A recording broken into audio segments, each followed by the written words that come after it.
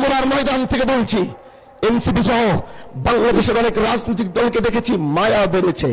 আল্লাহর শানে কটূক্তি করার পরে যার দিলে মায়া হয় ও মুসলমান হতে পারে না, মুনাফিক ও কাফের। গত 2 দিন ধরে দেখছি আমার দেশে, আমার এই বাংলাদেশে, আমার দেশে একজন বাউলের জন্য কত মানুষের দরদ, একজন বাউলের জন্য যে আল্লাহর শানে কটূক্তি করেছে, যে আল্লাহর শানে কটূক্তি করেছে, তার শাস্তি মৃত্যুদণ্ড।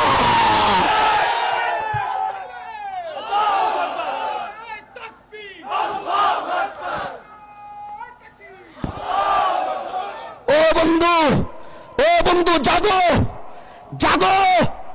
যেই বাংলায় আল্লাহকে কটূক্তি করার পরে কিছু মানুষ সেটাকে সমর্থন করে, সেই বাংলা আমরা দেখতে চাই না,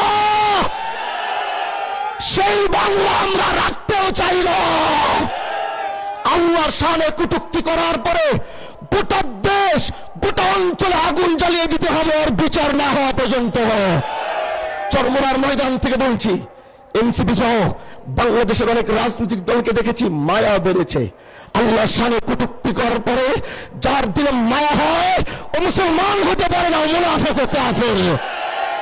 সেটা যেই হবে, সেটা যেই হবে, সেটা যেই হবে, সেই মুনাফিক হবে। আল্লাহর শানে কটূক্তি করার পরে যার মায়া হবে ও কাফের, ওর মধ্যে ঈমান থাকতে পারে না।